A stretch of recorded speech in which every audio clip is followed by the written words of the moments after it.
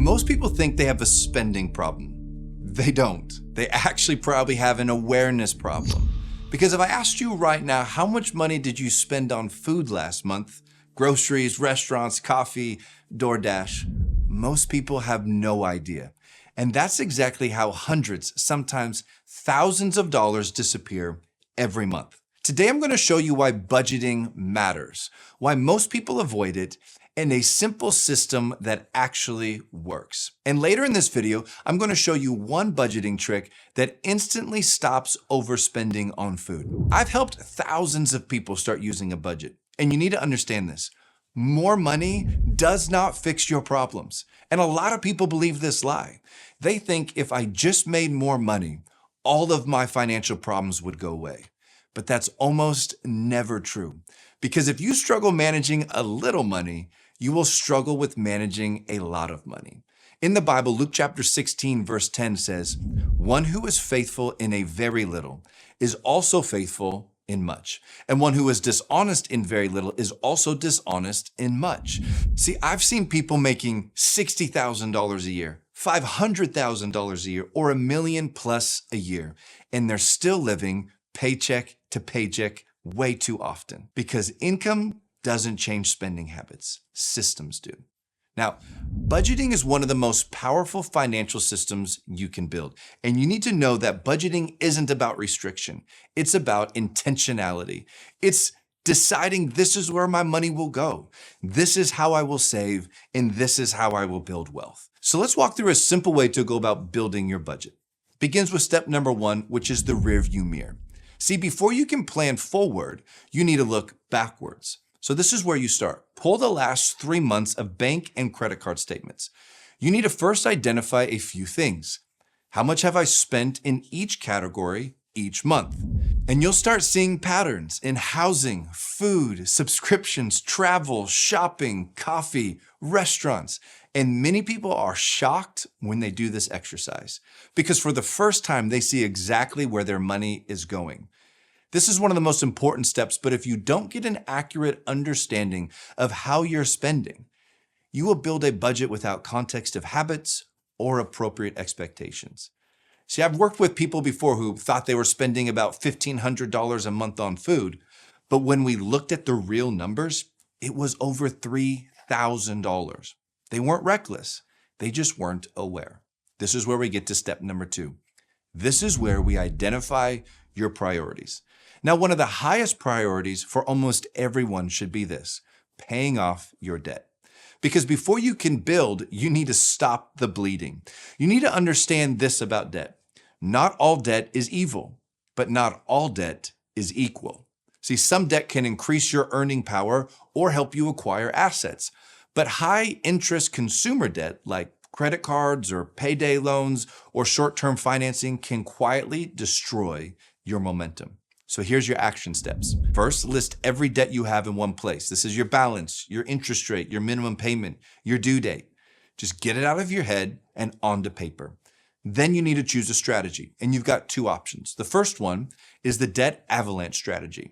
This is where you pay off the highest interest rate first.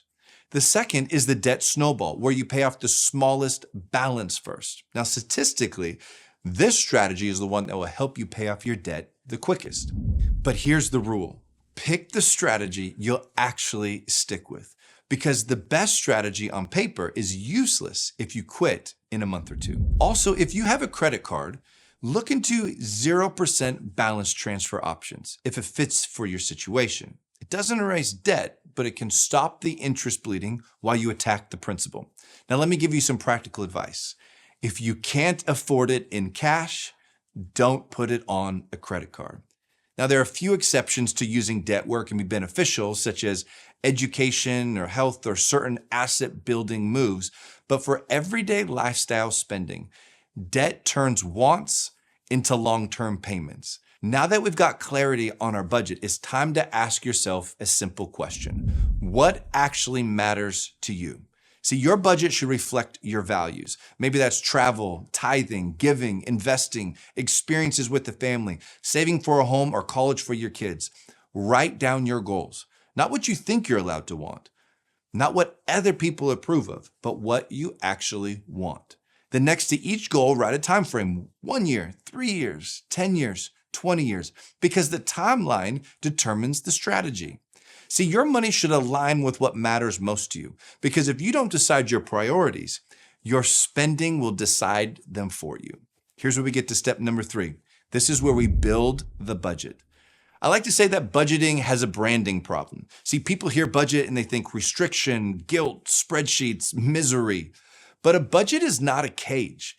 A budget is a map. And here's the easiest way to think about it. Your goals are destinations. A 12-month forecast is the road. And monthly check-ins are your dashboard. And without those, you're just driving and hoping you end up somewhere good. There's a few ways that you can do this. You can use an Excel spreadsheet, you can use an app, and there's dozens to choose from. Or like my dad, you can choose to use a pen and a paper. Now, every budget should begin with your income on top, and your income should be broken down by each category it comes from. Let's say you make $6,000 per month and your spouse makes $4,000 per month. And underneath of that, you list your expenses. And every expense has a category: housing, food, utilities, insurance, car payments, cell phones, savings, subscriptions, clothing, discretionary, tithing. Then ask these 3 questions each month. Do I need this? Can I live with less? And can I get the same thing for less? You need to understand that any yes to those questions are small wins, and small wins matter. Negotiate your phone plan, shop insurance, audit subscriptions. I know those are boring, but boring is profitable. One important thing to remember is to account for taxes. If your employer already withholds taxes because you're a W-2 employee, you can simply list your net income at the top of your budget. But if you're a 1099 or self-employed, you will need to set aside funds for taxes. If you want us to send you our sample budget, you can email us at hello@thinkpinnacle.com, and we'll send this directly to you. Now, I want to give you 2 budget strategies that I personally use and have found to help hundreds of people that I've walked through the budgeting process with. See, most people, when they get paid, they put all of their money in one checking account. And while this might feel nice, having that big number looking at you whenever you log into your account, it can create a feeling that you have more money than you actually do. So strategy number 1 is use separate checking accounts. This is one of the most effective systems I've seen, and it creates separate accounts for different spending categories. For example, fixed expenses has their own checking account. Food and groceries has their own checking account. Discretionary spending also has its own checking account. One of the biggest variable expenses people have is food.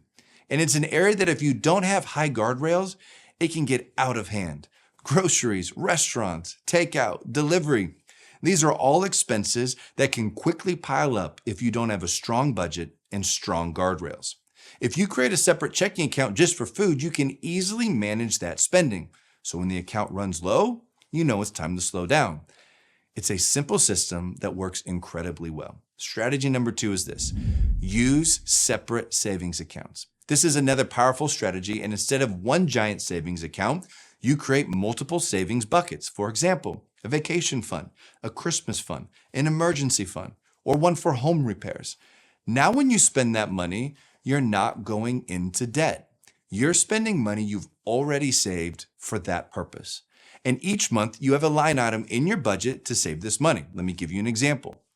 If you want to spend $5,000 a year on vacation, then you create a savings account at your bank, label it vacation, and each month when you get paid, you transfer $416 into that account.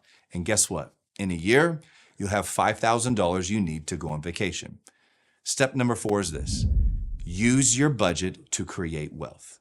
This is where budgeting gets exciting, because now your budget becomes a wealth building roadmap.